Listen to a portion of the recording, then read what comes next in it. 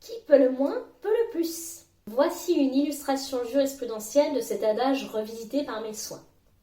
Je vous raconte cette semaine l'histoire d'une personne blessée par suite du dysfonctionnement de la porte automatique du garage de son immeuble.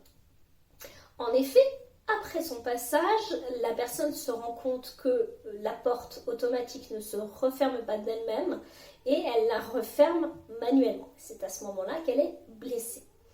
Souhaitant être indemnisée, elle assigne l'assureur du propriétaire de l'immeuble.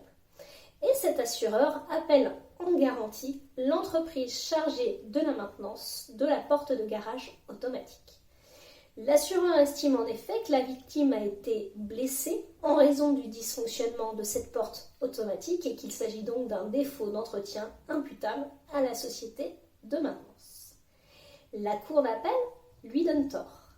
Elle retient que le code de la construction et de l'habitation prévoit que 6 mois peuvent s'écouler entre 2 visites de maintenance et qu'entre ces visites, il appartient au propriétaire qui constate un dysfonctionnement quelconque de solliciter l'intervention de la société de maintenance.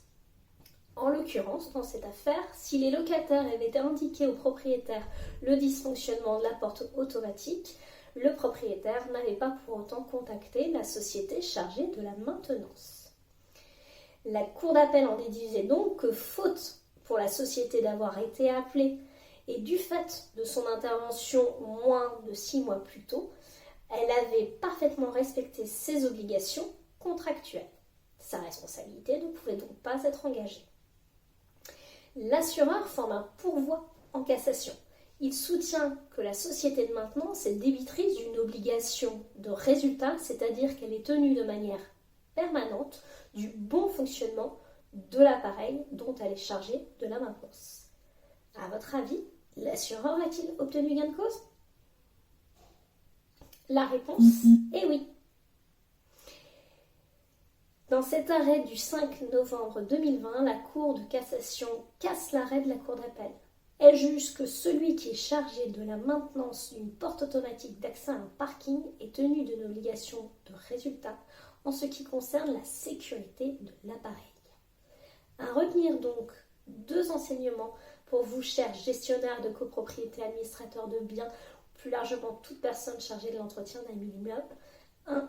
N'hésitez pas à rappeler cette obligation aux entreprises chargées de la maintenance pour une prompte intervention de leur part et des interventions plus régulières.